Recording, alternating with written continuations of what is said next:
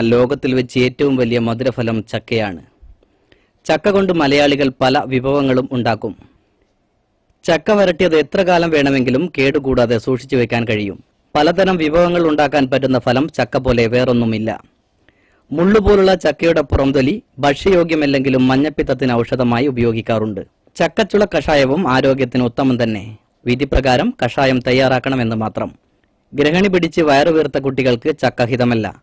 നമ്മുടെ നാട്ടിൽ ധാരാളം കണ്ടുവരുന്ന ചക്കയുടെ ഗുണം നാം മനസ്സിലാക്കുന്നുമില്ല. മഴ പെയ്തു കഴിഞ്ഞാൽ ഇവ നശിക്കുന്ന കാഴ്ചയാണ് എല്ലായിടത്തും കാണാൻ കഴിയുക. ചക്ക വരട്ടി സൂക്ഷിച്ചു വയ്ക്കാനോ, എന്തിനേറെ പറയുന്നു, ഒന്ന് പുഴുങ്ങി തിന്നാൻ പോലും ഇന്നത്തെ സമൂഹം മടി കാണിക്കുന്നുണ്ട്.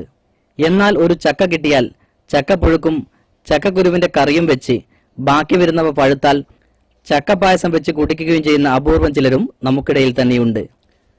ചക്ക എന്ന് പറയുമ്പോൾ ദാരിദ്ര്യത്തിന്റെ ഭൂതകാലങ്ങളിൽ നമ്മുടെ പൂർവികരുടെ പട്ടിണി മാറ്റിയ പ്രധാനപ്പെട്ട ഒന്നാണ്.